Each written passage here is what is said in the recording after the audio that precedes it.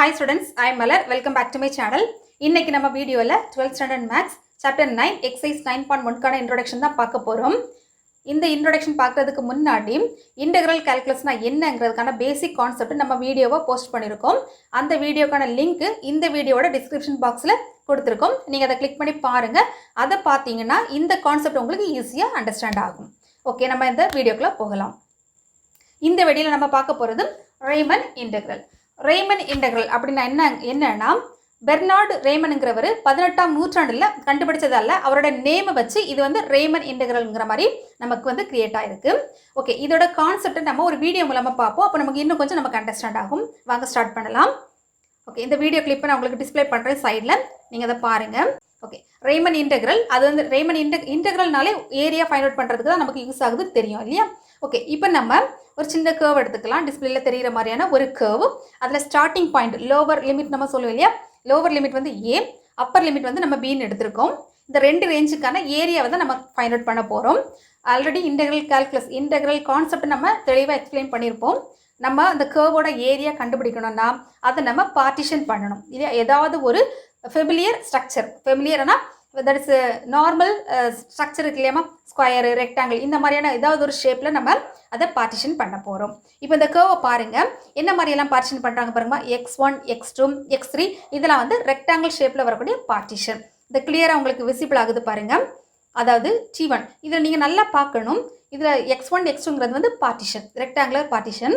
T1, T2ங்கிறது என்னென்னா அந்த பார்ட்டிஷனுக்கு இடையில உள்ள மிடில் வேல்யூ, சரியாமா? அப்போ T1ங்கிறது வந்து x1க்கும் அதாவது முந்தின வேல்யூ ஒரு ரெக்டாங்கிள் ஷேப் எடுத்துக்கிட்டோம்னா லோவர் லிமிட்டுக்கும் அப்பர் லிமிட்டுக்கும் இடைப்பட்ட வேல்யூ தான் T. இப்போ பாருங்கள், T1 அதாவது T4ல ஒரு லைன் கொடுத்துருக்காங்க, அது மிடில் பாயிண்ட். அதில் இருந்து வரக்கூடியது வந்து f(4)ன்னு கொடுத்துருக்கோம் இல்லையா? f(T4)னா என்னென்னா ஃபங்க்ஷன்.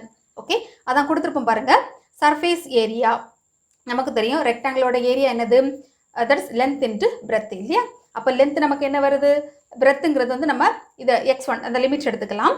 லென்த்துங்கிறது ஹைட்டுங்கிறது நமக்கு என்ன வருதுமா? F of function. இப்போ பாருங்க, இப்போ டிஸ்பிளே ஆகுறது என்னன்னா அந்த பார்ட்டிஷனை நம்ம இன்க்ரீஸ் பண்ணுறோம். எதுக்கு நம்ம இன்க்ரீஸ் பண்ணுறோன்னா நம்ம எந்த அளவுக்கு இன்க்ரீஸ் பண்ணுறோமோ அந்த அளவுக்கு நமக்கு அவுட்புட் வந்து அக்யூரஸியாக கிடைக்கும். புரியுதா? ஸோ பார்ட்டிஷன் இன்க்ரீஸ் ஆக நமக்கு அவுட்புட் வந்து ரொம்ப அக்யூரேட்டாக கிடைக்கும். அதனால நம்ம என்ன பண்ணுறோன்னா இங்கே ரேஞ்சை பாருங்கள், x1ல ஸ்டார்ட் ஆகி அப் டு xn வரைக்கும் வந்து எக்ஸ்டெண்ட் ஆகிருக்கு. இங்கே n வேல்யூ நமக்கு தெரியாது. ஆனால் நம்ம எப்படி எடுக்க போகிறோம்? n வந்து இன்ஃபினிட்டி லெவலில் எடுக்க போகிறோம். இப்போ பாருங்கள், நம்ம கொடுத்துருப்போம் அந்த சீக்வன்ஸ் வந்து, அதாவது that is intermediate value T1, T2, T3 கொடுத்துருக்கு. அதோட ரேஞ்சு ஃபார்முலா என்ன கிளியராக கொடுத்துருக்காங்க பாருங்கம்மா. க்ரீன் கலரில் லைன் போடுறது வந்து மிடில் வேல்யூ. ஓகே, அதுவே வந்து பிளாக் கலரில் வந்து ஸ்கொயர் ரெக்டாங்கிள் ஷேப்பில் இருக்குல்லையா? அது வந்து ரெக்டாங்குலர் ஷேப்பு. அந்த ரெக்டாங்கிள் ஷேப்பில் லோவர் லிமிட் வந்து ஒரு வேல்யூ, அப்பர் லிமிட் வந்து இன்னொரு வேல்யூ. ஓகேவா? இப்போ நம்ம ஏரியா ஃபைண்ட் அவுட் பண்ணோம்னா ரொம்பவே சிம்பிள். என்ன பண்ணணும்? எத்தனை பார்ட்டிஷன் இருக்குதோ நம்ம எல்லாத்தையும் வந்து சம் பண்ண போகிறோம், ஆட் பண்ண போகிறோம் இல்லையா? அதுக்கான ஃபார்முலா தான் இப்போ நமக்கு டிஸ்பிளே ஆகுது பாருங்கள். அதுக்கான ஃபார்முலா என்னம்மா? சம்மேஷன், எஸ் போட்டாலும் சரி தான், சம்மேஷன் போட்டாலும் சரி தான். I = 1 to n. என்னங்கிறது நமக்கு என்னன்னு தெரியாது, ஸோ n போட்டிருக்கோம். ஃபார்முலா என்னதுமா? ரெக்டாங்கிளுக்கான ஃபார்முலா என்னது? That is length into breadth இல்லையா? அப்போ லென்த் நம்ம என்ன எடுக்கலாம்? தட் இஸ் x1 - xi - 1 அந்த del x, அந்த ரேஞ்ச் ரெக்டாங்கிள் ஷேப்பில் இருக்கும் இல்லையா? அதோட வித்து தான் நம்ம வந்து xi - xi - 1ன்னு எடுக்கிறோம். அதுவே வந்து பாருங்கள் f(T1) ஃபங்க்ஷன், அதாவது ஹைட், அந்த ரெக்டாங்கிள் ஷேப்போட ஹைட். இப்போ பாருங்கள், இப்போ நம்ம ரீமன் சம் நம்ம பார்த்துட்டோம். இந்த இடத்துல ஒரு கான்செப்ட் வருதுமா, ஃபார்முலா டிஸ்பிளே ஆகுது பாருங்கள் கீழே. அந்த இடத்துல லிமிட் n → ∞ இன்டெக்ரல் போட்டிருக்கும். அந்த கான்செப்ட் நம்ம ஏன் போட்டிருக்கோம்னா n வந்து எந்த அளவுக்கு நமக்கு எக்ஸ்டெண்ட் ஆகுதோ, புரியுதா? n வந்து எந்த அளவுக்கு இன்க்ரீஸ் ஆகுதோ அந்த அளவுக்கு நமக்கு பர்ஃபெக்டாக அவுட்புட் வந்து கவரேஜ் ஆகும். ஸோ அதனால n → ∞ ஒரு கான்செப்டை நம்ம லிமிட் வந்து நம்ம உள்ளே கொண்டு வரோம். ஸோ இதுதான் வந்து ரீமன் இன்டெக்ரல் கான்செப்ட். ஓகேவா? இப்போது ரீமன்ங்கிறவர் 3 ஃபார்முலா கண்டுபிடிச்சிருக்காரு. Left side, right side and middle. ஓகேமா? இந்த 3 ஃபார்முலா என்னங்கிறத நம்ம இப்போ பார்த்துடலாம். ரீமன் 3 ஃபார்முலாஸ் நம்ம 1 by 1 பார்க்கலாம். அதே டயக்ராம் தான்மா நம்ம பார்த்தோம் இல்லையா அந்த வீடியோவில்? அதே டயக்ராம் தான் கொடுத்துருக்கோம். ஒவ்வொரு பார்ட்டிஷனும் இருக்குது. ஃபஸ்ட்டு ஸ்டார்டிங், அதாவது லோயர் லிமிட்ஸ் இல்லையா? ஒரு கேர்வோட ஸ்டார்டிங் பாயிண்ட் வந்து ஏ, எண்டிங் பாயிண்ட் நம்ம பின்னு எடுத்திருக்கோம். இடைப்பட்ட ஒன்றுனா x1, x2, அதாவது ஒவ்வொரு ரெக்டாங்கிள் ஷேப் இருக்கு இல்லையா, அது வந்து x1 x2 எடுத்துக்கும். அப்போ மிடில் உள்ளது வந்து del x. del xனா அதோட வித் இல்லையா. இதில் வந்து ஒரு பாயிண்ட் நம்ம நோட் பண்ணணும், எல்லா வித்துமே வந்து ஈக்குவல் ரேஞ்ச் தான். ஓகேவா, தட் இஸ் வீடியோவை பார்க்கும்போது ஈவனாக இருந்திருக்கும். நம்ம ஹேண்ட் தட் இஸ் ஃப்ரீ ஹேண்டில் வரைஞ்சதுனால அது ஈவனாக தெரியல. பட் அதோட del xங்கிறது வந்து ஈவனாக ஒன்று போல் இருக்கும். ரேஞ்ச் வந்து 2னா எல்லாமே 2 தான். சரியாம்மா, இப்போ ஓகே பார்க்கலாம். இதில் del xங்கிறது ஃபார்முலா என்ன இருக்குது. ஓகேவா, பினா என்னது அப்பர் லிமிட், ஏனா வந்து லோயர் லிமிட், என்னங்கிறது என்னன்னா எத்தனை rectangular that is rectangular shape இருக்குதுங்கிறத தான் என்னன்னு நம்ம மென்ஷன் பண்ணியிருக்கோம். ஓகே, ஃபர்ஸ்ட் ஃபார்முலா பாருங்க, லெஃப்ட் எண்ட் ரூல்.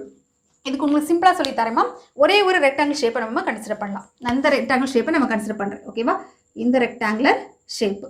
ஓகே, இது வந்து எஃப் ஆஃப் எக்ஸ். ஓகே, இதை பாருங்க, இந்த இடத்துல இது வந்து அப்பர் லிமிட். ஓகேவா, இது வந்து லோவர் லிமிட்னு எடுத்துக்கலாம். இது வந்து அப்பர் லிமிட். இப்போ நம்ம பாருங்க லெஃப்ட் எண்ட் ரூல். லெஃப்ட் எண்ட்னா என்னமா, இடது பக்கம். ஓகேவா, லெஃப்ட் எண்ட்னா இப்போ நார்மலாக ஒரு டைம் லைன் நம்பர் லைன் எடுத்துக்கிட்டோம்னா இடது பக்கம் வந்து லெஃப்ட் ஹேண்ட் சைடு, வலது பக்கம் வந்து ரைட் ஹேண்ட் சைடு, மிடிலுங்கிறது 0 இல்லையா. இப்போ நம்ம லெஃப்ட் ஹேண்ட் ரூல், அப்போ லெஃப்ட் ஹேண்ட் ரூல்னா இன்டகிரேஷன் அப்ளை பண்ணலாம். இன்டகிரேஷன் லோயர் லிமிட் உங்களுக்கு நமக்கு என்னது லோயர் ஏ, அப்பர் லிமிட் வந்து நமக்கு பி, ஃபங்க்ஷனுங்கிறது f of X into dx. Formula என்னது, எப்போதுமே நம்ம லிமிட் போடுவோம். ஏன் நம்ம லிமிட் போடுறோன்னா limit n tends to infinity. ஓகேமா, நம்ம ஏன் இன்ஃபினிட்டி போடுறோன்னா எந்த லெவலுக்கு வந்து தட் இஸ் அதோடைய பார்ட்டிஷன் வந்து இன்க்ரீஸ் ஆகுதோ நமக்கு ரொம்ப அக்யூரஸியாக ஆன்சர் கிடைக்கும், நமக்கு தெரியும் இல்லையா. ஸோ அதனால n டென்ஸ் டு இன்ஃபினிட்டி நம்ம போடுறோம். போட்டுட்டு சம்மேஷனாக நம்ம ஆட் பண்ண போகிறோம். எத்தனை பார்ட்டிஷன் இருக்குதோ அதெல்லாமே நம்ம ஆட் பண்ண போகிறோம். i equal to 1 to n. Okay, 1 to n. இது லெஃப்ட் ஹேண்ட் ரூல் இல்லையா. அப்போ லெஃப்ட் ஹேண்ட்னா நம்ம லோயர் லிமிட்டை நம்ம கன்சிடர் பண்ண போகிறோம். எஃப் ஆஃப் லோயர் லிமிட் நமக்கு என்னமா xi minus 1 into del x. அதாவது நம்ம ஏன் இந்த ஃபார்முலா யூஸ் பண்ணுறோன்னா இது வந்து ரெக்டாங்கிள் ஷேப்பு இல்லையா, இது வந்து லென்த்து இன்ட்டு பிரெத். ஓகேவா, அதாவது ரெக்டாங்கிள் ஷேப்புக்கு ஏரியா ஃபார்முலா என்னமா எழுதிக்கலாம், rectangle area equal to length into breadth. அப்போ எஃப் ஆஃப் xi மைனஸ் 1னா லென்த்னா இந்த லென்த். ஓகேவா, எஃப் ஆஃப் xi மைனஸ் 1 இதான் வந்து லென்த், பிரெத்துங்கிறது del x காமன் இல்லையா. ஸோ del x போட்டிருக்கும். இதான் வந்து லெஃப்ட் எண்ட் ரூல். அப்படி நம்ம ரைட் ஹேண்ட் ரூலுக்கு வரலாம். ரைட் ஹேண்ட் ரூல்னா அதே ரெக்டாங்கிள் ஷேப் அதை மட்டும் நம்ம கன்சிடர் பண்ணலாம். அதில் உள்ள அப்பர் லிமிட் என்னமா, அப்பர் லிமிட் நமக்கு என்னது xi. அப்போது இன்டெக்ரல் லோயர் லிமிட் வந்து a, அப்பர் லிமிட் வந்து நமக்கு b, F of X into DX. இது ஃபார்முலா. ஓகே, நம்ம லிமிட் அப்ளை பண்ணுவோம் ஏன்னா அக்யூரஸியாக கிடைக்க வேண்டி. ஓகேவா, summation i equal to 1 to n. இது வந்து ரைட் ஹேண்ட் ரூல் இல்லையா. இப்போ ரைட் சைடு xi. ஓகேவா, F of xi into del x. புரியுதாமா, இது வந்து ரைட் ஹேண்ட் ரூல். ஒரு இந்த மாதிரி இதை மட்டும் எடுத்திருக்கோம். ஓகேவா, இந்த இடத்துல இது வந்து xi மைனஸ் 1, இது வந்து xi. டிஃப்ரென்ஸ் தெரியுது இல்லையா. அப்போ இது வந்து அப்பர், இது வந்து லோயர். ஓகே, இப்போ நம்ம மிட் பாயிண்ட் ரூல், அதாவது மிடில் வேல்யூ, வேறு ஒன்றும் இல்லை, ரொம்ப ஈஸி தான். அதே இது limit a tends to b, F of X into DX. இது வந்து ஃபார்முலா அப்ளை பண்ண போகிறோம்.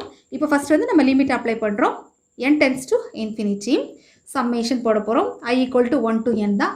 அதில் எந்த மாற்றமும் இல்லை. இப்போ நம்ம மிட் பாயிண்ட் இல்லையா, மிட் பாயிண்ட்னா என்ன பண்ண போகிறோமா, எஃப் ஆஃப் ப்ராக்கெட்டை பாருங்கள், ரெண்டையும் நம்ம ஆட் பண்ணி 2ஆல் டிவைட் பண்ண போகிறோம். அப்போது xi plus xi minus 1 divided by 2 into del x. புரியுதா, இது வந்து மிட் பாயிண்ட். இது வந்து நமக்கு மிட் பாயிண்ட் எழுத போகிறோம். xi minus 1. ஓகேவா, இது வந்து மிட் பாயிண்ட்.